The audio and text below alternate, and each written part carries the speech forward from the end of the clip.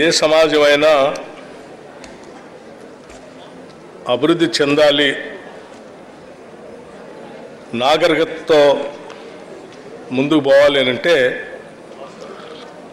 తప్పనిసరిగా దానికి కావాల్సింది విద్య. ఆ విద్యను అందించడానికి కావాల్సింది గురువు. గురువు విజ్ఞానంతో పాటు సంస్కారాన్ని కూడా నేర్పి సమాజానికి ఉపయోగపడేటట్టుగా ఆ సమాజాల్లో ఉన్నటువంటి మానవ వనరులను తయారు చేసి సమాజ మనుగడకి, అది కూడా మంచి సమాజ నిర్మాణానికి ఉపయోగపడేటట్టుగా పునాదులు వేసేదే గురువులు. గురువులు ఎంత గొప్పవాళ్ళైతే ఆ సమాజం అంత గొప్పగా ఉంటుంది. గురువులు ఎంత ఉన్నతంగా అభ్యుదయ భావాలతో ఉంటే ఆ సమాజం కూడా వారితో స్ఫూర్తి పొంది ప్రోగ్రెసివ్గా ఎదగటానికి కూడా ఉపయోగపడుతుంది. అదృష్టం కొద్దీ మన రాష్ట్రంలో మనకు అందుబాటులోకి వచ్చిన గురువులందరూ కూడా గొప్పవాళ్ళు, ప్రోగ్రెసివ్ ఆలోచన కలిగినటువంటి వాళ్ళు. అటువంటి గురువులు రాష్ట్ర వ్యాప్తంగా మనకి ఉన్నందుకు ఈ గురు పూజోత్సవ సందర్భంగా రాష్ట్ర ప్రభుత్వం తరఫున చాలా సంతోషపడతా ఉన్నాం, గర్విస్తూ ఉన్నాం కూడా. ఎందుకంటే రాష్ట్ర ప్రభుత్వం తరఫు నుంచి ఎప్పుడు ఏ విధానపరమైన నిర్ణయాలు తీసుకున్నా టీచింగ్ విధానంలో కానీ, లేకపోతే ఎడ్యుకేషనల్ ఇన్స్టిట్యూషన్స్ ఏర్పాటు చేసే క్రమంలో కానీ, ఎటువంటి విధానపరమైన నిర్ణయాలు తీసుకున్నా మనకి అందుబాటులో ఉన్నటువంటి ఉపాధ్యాయ వ్యవస్థ కానీ లేకపోతే గురువులు కానీ ఎప్పుడు కూడా సహకరించారే తప్ప దానికి ఎప్పుడు అడ్డు చెప్పడం కానీ, అటువంటి కార్యకలాపాలు చేయొద్దని చెప్పడం కానీ జరగలేదు రాష్ట్ర చరిత్రలో. ఉదాహరణకి బహుశా నేను అనుకుంటూ ఉన్నాను, 2007 సంవత్సరం ప్రాంతంలో ఆనాడు ఉమ్మడి రాష్ట్రంలో విద్యా బోధన విషయంలో తెలుగు భాష నుంచి ఆంగ్ల భాషలో కూడా చెప్పాలని రాష్ట్ర ప్రభుత్వం నిర్ణయం తీసుకున్నప్పుడు చాలామంది వ్యతిరేకించడానికి ప్రయత్నం చేసినప్పటికి కూడా పెద్ద ఎత్తున ఈ రాష్ట్రంలో ఉన్నటువంటి గురువులంతా కూడా ఇది అవసరమే అని చెప్పి దాన్ని ప్రోత్సహించి ప్రభుత్వ పాఠశాలలో కూడా ఈరోజు ఆంగ్ల భాషలో విద్యా బోధన చెప్పి గ్రామీణ ప్రాంతాల్లో ఉన్నటువంటి పిల్లలు ఈరోజు ప్రపంచంతో భాషలో ఏమాత్రం వెనకబడకుండా పోటీ పడే స్థాయికి వస్తూ ఉన్నారంటే అది తప్పనిసరిగా మీ అందరి అభిమానం, ఆలోచన, గొప్ప మనసుకి తార్కాణం అని నేను భావిస్తూ ఉన్నాను. అట్లాగే కాంగ్రెస్ ప్రభుత్వాలు ఎప్పుడు కూడా విద్యకి అత్యంత ప్రాధాన్యం ఇవ్వటమే కాకుండా గురువులకు కూడా అంతే ప్రాధాన్యత ఇచ్చుకుంటూ వచ్చింది. ఎప్పుడు ఏ విధానపరమైన నిర్ణయాలు చేయాలన్నా కూడా సంఘాలతో మాట్లాడటం, సాధ్యమైనంత మేరకు గురువుల ఆలోచనల పరిగణలో తీసుకునే విధానపరమైన నిర్ణయాలు తీసుకుంటూ వచ్చాం. అందుకోసం ఇప్పుడు ఈ ప్రభుత్వం ఏర్పడిన వెంటనే రేవంత్ రెడ్డి గారు ముఖ్యమంత్రిగా ఉన్నటువంటి ఇందిరమ రాజ్యం కాంగ్రెస్ ప్రభుత్వం ముందుగా ఆలోచన చేసింది కూడా గురువుల గురించే. అందుకే ఆలోచన చేసి అనాదిగా ఒక దశాబ్ద కాలం అనుకుంటా బహుశా ప్రమోషన్స్ లేకుండా ఉన్నటువంటి ఉపాధ్యాయులకి దాదాపు 30,000 మందికి ప్రమోషన్స్ ఇచ్చింది కూడా ఈ ప్రభుత్వమే. అట్లాగే ట్రాన్స్ఫర్స్ లేకుండా ఇబ్బంది పడుతున్నటువంటి టీచర్స్కి దాదాపు ఒక 45,000 మంది టీచర్స్కి ట్రాన్స్ఫర్స్ చేసింది కూడా ఈ ప్రభుత్వమే. అంతేకాదు ఈ విద్యా వ్యవస్థను ఇంకా ముందుకు తీసుకొని పోవాలన్నటువంటి ఆలోచనతో గురువుల సంఖ్య తగ్గిపోతే ఇబ్బంది అనేటువంటి ఆలోచనతో గురువుల రిక్రూట్మెంట్ కోసం డిఎస్సిని ఏర్పాటు చేసి ఒక దశాబ్ద కాలం రాష్ట్రం ఏర్పడిన తర్వాత ఒక దశాబ్ద కాలం డిఎస్సి జరగకపోతే ఈ ప్రభుత్వం రాగానే డిఎస్సి ఏర్పాటు చేసి దాదాపు 11,062 మంది టీచర్స్ కోసం డిఎస్సిని ప్రకటించి పరీక్షలు నిర్వహించి ఇంకొక వారం రోజుల్లో రిజల్ట్స్ కూడా వచ్చేటువంటి ప్రక్రియకి ఈ ప్రభుత్వం తావచ్చింది. ఇంకొక 6,000 పైబడి డిఎస్సి సంబంధించి చేయటానికి భవిష్యత్తులో కూడా ప్రణాళిక సిద్ధం చేసుకుని ముందుకు పోతా ఉన్నాం. అంతేకాదు మన సమాజం ఇంకా ముందుకు పోవాలంటే ప్రపంచంతో పోటీ పడేటట్టుగా విద్యా విధానంలో మార్పు రావాలి, కావలసినటువంటి ఫెసిలిటీస్ కూడా మనం అందించాలనేటువంటి ఆలోచనతోనే యావత్ రాష్ట్ర మంత్రిమండలి మొత్తం ఆలోచన చేసి ఈరోజు ఒక విధానపరమైనటువంటి నిర్ణయాన్ని తీసుకొని ఆ పాఠశాల సంబంధించినటువంటి అక్కడ వసతులు కల్పించడం కోసం అమ్మ ఆదర్శ పాఠశాలని ఏర్పాటు చేసి మహిళా సంఘాలకు బాధ్యతలు అప్పచెప్పి దాదాపు 667 కోట్ల రూపాయలని ఈ పాఠశాల కోసం వెచ్చించే కార్యక్రమాన్ని కూడా చేపడుతున్నాం. అట్లాగే ఈనాటి వరకు కూడా ఆ ప్రభుత్వ పాఠశాలలో ఆ పాఠశాల పారిశుద్ధ్యానికి సంబంధించి ఎటువంటి స్వీపర్స్ని నియమించడం కానీ లేకపోతే వాళ్ళకు సంబంధించినటువంటి జీతభత్యాలు ఇచ్చే ప్రక్రియ లేకుండా ఉండటం వల్ల పాఠాలు చెప్పేటువంటి గురువులే ఆ పాఠశాలను ఊడ్చుకోవాల్సిన పరిస్థితులు కూడా గమనించి ఈ ప్రభుత్వం దాదాపు 136 కోట్ల రూపాయలతో శానిటేషన్ వర్క్స్ని ఈ ప్రభుత్వ పాఠశాలన్నిటికీ ఇవ్వాలని చెప్పి నిధులు కేటాయించి ఈ సంవత్సరమే ఈ ఫైనాన్షియల్ ఇయర్లోనే నిర్ణయం తీసుకొని డబ్బులు రిలీజ్ చేయటం కూడా జరిగింది. అంటే విద్యా వ్యాప్తి పైన అట్లాగే గురువుల బాధ్యత పైన కూడా ఈ ప్రభుత్వం ప్రత్యేక దృష్టి పెట్టి ముందుకు పోతా ఉంది. స్నేహితులందరికీ నేను ఒకటే విజ్ఞప్తి చేస్తూ ఉన్నాను, ఈ రాష్ట్రం ఈ సమాజం మనది.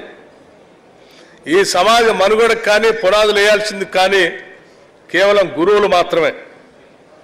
అది కేవలం విద్యతో ఒక్కటే కాదు, విద్యతో పాటు ఈ సమాజంలో ఉండాల్సినటువంటి ఒక విధానపరమైన నిర్ణయాలు, మంచి అలవాట్లని, సంస్కారాన్ని, విద్యాబుద్ధులతో పాటు వీటన్నిటిని నేర్పి మనం సమాజంలోకి పంపించగలిగితే ఈ సమాజంలో ఉన్నటువంటి అనేక రుగ్మతల్ని, అడ్డంకులను కూడా ఎదుర్కొని మనం నేర్పి పంపించినటువంటి మానవ వనరులు ఈ సమాజానికి పెద్ద ఎత్తున తోడ్పడతాయి. కాబట్టి ఈ గురువులందరికీ కూడా నేను విజ్ఞప్తి చేస్తూ ఉన్నాను, ఇంతకాలం మీరు ఎలా చేసుకుంటూ వచ్చారో భవిష్యత్తులో కూడా అదే స్థాయిలో అదే రీతిలో చేయాలని చెప్పి మీరు చేస్తారని, ఆ చేయటం కోసం ఈ రాష్ట్ర ప్రభుత్వం కట్టుబడి ఉందని ప్రత్యేకంగా ఈ రాష్ట్ర ముఖ్యమంత్రి రేవంత్ రెడ్డి గారు వారు అనివార్య కారణాల వల్ల ఈ రాష్ట్రంలో వరదలు, రకరకాల ఇబ్బందులు ఏర్పడటం వల్ల వాటికి సంబంధించినటువంటి పర్యవేక్షణ కార్యక్రమంలో ఉండటం వల్ల నాకు ప్రత్యేకంగా చెప్పి మరి నాకు పొన్నం ప్రభాకర్ గారికి చెప్పి మరి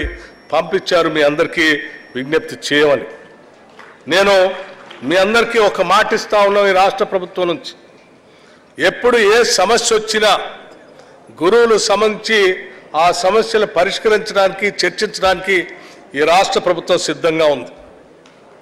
మీ ఆలోచనలు తీసుకొని ముందుకు పోవటానికి కూడా సిద్ధంగా ఉన్నాం. అట్లాగే ఈ రాష్ట్ర ప్రభుత్వం ఈ సమాజ నిర్మాణంలో ఈ మానవులని ప్రపంచవ్యాప్తంగా పోటీ పడేటట్టు చేసేటువంటి ప్రక్రియలో మేము కొన్ని విధానపరమైన నిర్ణయాలు తీసుకుంటున్నాం. వాటికి కూడా మీ అందరూ సహకరించవలసిందిగా కూడా విజ్ఞప్తి చేస్తూ ఉన్నాం. ఉదాహరణకి మనం చూస్తూ ఉన్నాం, ఈరోజు యూనివర్సిటీస్లో చెప్పే సిలబస్కి పారిశ్రామికీకరణ జరుగుతున్నటువంటి గ్లోబలైజేషన్లో పనికొచ్చేటువంటి ఇండస్ట్రీకి పొంతనే లేకుండా పోతా ఉంది. పరిశ్రమలో పనికొచ్చేటువంటి అవసరాలకి మన యూనివర్సిటీలో చెప్పేటువంటి సిలబస్ సక్రమంగా అందుబాటులో లేకపోబట్టి ఆ పరిశ్రమల పనికొచ్చేటువంటి మానవ వనరులు అందుబాటులో లేక పరిశ్రమలు కూడా ఒక వెనకడుగు వేస్తూ ఉన్నాయి. అటువంటి పరిశ్రమలకి పనికొచ్చేటువంటి విద్యాబుద్ధులతో కూడినటువంటి సిలబస్ని తయారు చేసి ఆ స్కిల్స్ అన్ని నేర్పించడానికి రాష్ట్ర ప్రభుత్వం ప్రతిష్టాత్మకంగా తీసుకొని ఒక స్కిల్ యూనివర్సిటీని ఈరోజు రాష్ట్రంలో ప్రారంభించిందని చెప్పడానికి కూడా నేను రాష్ట్ర ప్రభుత్వం తరఫున సంతోషిస్తున్నాను, గర్విస్తూ ఉన్నాను కూడా.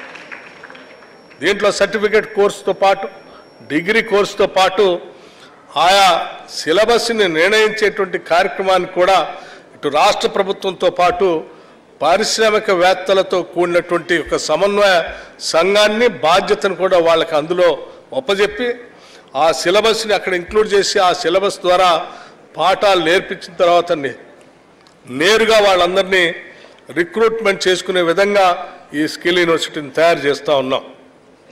అట్లాగే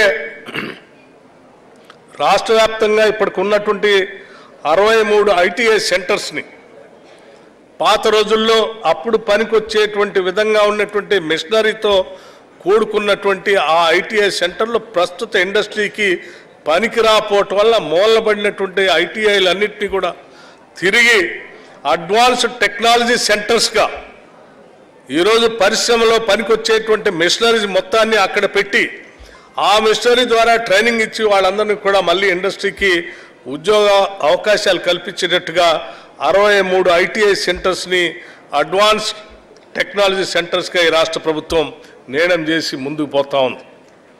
అట్లాగే 10 సంవత్సరాలు నాకు తెలిసి ఈ తెలంగాణ రాష్ట్ర ఉద్యమానికి ఊపిరి పోసినటువంటి ఉస్మానియా యూనివర్సిటీ లాంటి యూనివర్సిటీస్ కానీ మిగతా యూనివర్సిటీస్ కానీ అక్కడ ఉన్నటువంటి గురువుల్ని లేకపోతే వైస్ ఛాన్సలర్స్ని లేకపోతే అక్కడ చదువుకున్నటువంటి విద్యార్థులకి ఎప్పుడు కూడా జీతాలు తప్ప ఆ వ్యవస్థలో బాగుపడటానికి రూపాయి కూడా ఇవ్వకుండా 10 సంవత్సరాలు వదిలేసినటువంటి పరిస్థితి కూడా మీరు చూశారు. ఈ సంవత్సరం కేవలం అంటే ఎస్టాబ్లిష్మెంట్ కాకుండా కేవలం క్యాపిటల్ ఎక్స్పెండిచర్ కోసం అంటే ఇన్ఫ్రాస్ట్రక్చర్ కట్టడం కోసం యూనివర్సిటీకి ప్రత్యేకంగా 300 కోట్ల రూపాయలు ఈ సంవత్సరం బడ్జెట్లో కేటాయించి అందులో ఉస్మానియా యూనివర్సిటీస్కి 100 కోట్లు కూడా కేటాయించాం. అట్లాగే మిత్రులారా మీ అందరికి కూడా నేను ఇక్కడ ఉన్నటువంటి గుర్రా వెంకటేశం గారు ఎడ్యుకేషన్ ప్రిన్సిపల్ సెక్రటరీగా అనేక సందర్భాల్లో మేము రివ్యూ చేసినప్పుడు నేను పొన్నం ప్రభాకర్ గారు లేకపోతే ముఖ్యమంత్రి గారు లేకపోతే ఇతర మంత్రిమండళ్ళు రివ్యూ చేసినప్పుడల్లా ఎడ్యుకేషన్ సంబంధించినటువంటి విద్యా వ్యవస్థలో విద్యుత్ శక్తి సంబంధించినటువంటి సమస్య అత్యంత ఇబ్బంది పడతా ఉంది. కొన్ని చోట్ల బిల్లులు కట్టలేకపోతున్నాం, డిస్కనెక్ట్ చేస్తూ ఉన్నారు, డ్రింకింగ్ వాటర్ ఉండకుండా పోతూ ఉంది, లేకపోతే రన్నింగ్ వాటర్ లేకుండా పోతూ ఉంది. దీనికి సంబంధించి రాష్ట్ర ప్రభుత్వం నుంచి ఒక విధానపరమైన నిర్ణయం తీసుకోవాలన్నప్పుడు ఈ మంత్రిమండలి అందరూ కూర్చొని ఆలోచన చేసింది. అసలు మన బిడ్డలనే కదా మనం చదివిచ్చేది, ఆ చదివిచ్చే సెంటర్స్లో కరెంటు సంబంధించి వాళ్ళు బిల్లులు కట్టలేనటువంటి పరిస్థితిలో ఉంటే అది రాష్ట్ర ప్రభుత్వమే భరించి బిల్లులు కడదాం, దానికి కావాల్సిన నిర్ణయం తీసుకుందాం అని చెప్పి ప్రత్యేకంగా నిర్ణయం తీసుకొని ఈరోజు ఇక్కడికి వచ్చేటప్పుడే ఈరోజే ఒక జీవోని కూడా ఇష్యూ చేసి ఇక్కడ విద్యుత్ శాఖ మంత్రిగా జీవోని కూడా ఇష్యూ చేసి తీసుకొని వచ్చాను నేను.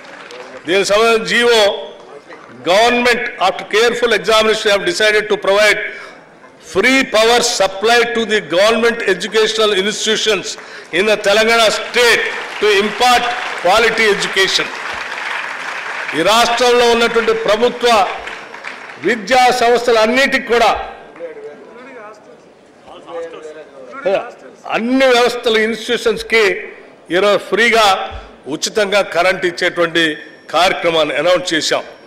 వీటికి సంబంధించి దాదాపు 27,862 ఇన్స్టిట్యూషన్స్ ఈ రాష్ట్రంలో స్కూల్ ఎడ్యుకేషన్ నుంచి ఇంటర్మీడియట్ ఎడ్యుకేషన్ నుంచి మొదలు పెడితే అప్ టు రెసిడెన్షియల్ స్కూల్స్ వరకు అన్నిటిని కలుపుకుంటే 27,862 ఇన్స్టిట్యూషన్స్కి ఈరోజు ఉచితంగా కరెంట్ ఇచ్చేటువంటి కార్యక్రమాన్ని జియో ఇష్యూ చేసి ఈరోజు రాష్ట్ర ప్రభుత్వం కాంగ్రెస్ ప్రభుత్వం నిర్ణయం చేసి వచ్చిందని కూడా మీ అందరికీ నేను సవినయంగా మనవి చేస్తూ, మిత్రులు గురువులు ఇక్కడ ఉన్నటువంటి పెద్దలు కేశవరావు గారు ఒకప్పుడు టీచరే, వారు పెద్ద గురువు, మా అందరికి గురువే. అట్లాగే ప్రొఫెసర్ కోదండరామ్ గారు, నేను స్టూడెంట్గా ఉన్నప్పుడు నిజాం కాలేజీలో వారు నాకు లెక్చరర్ కూడా.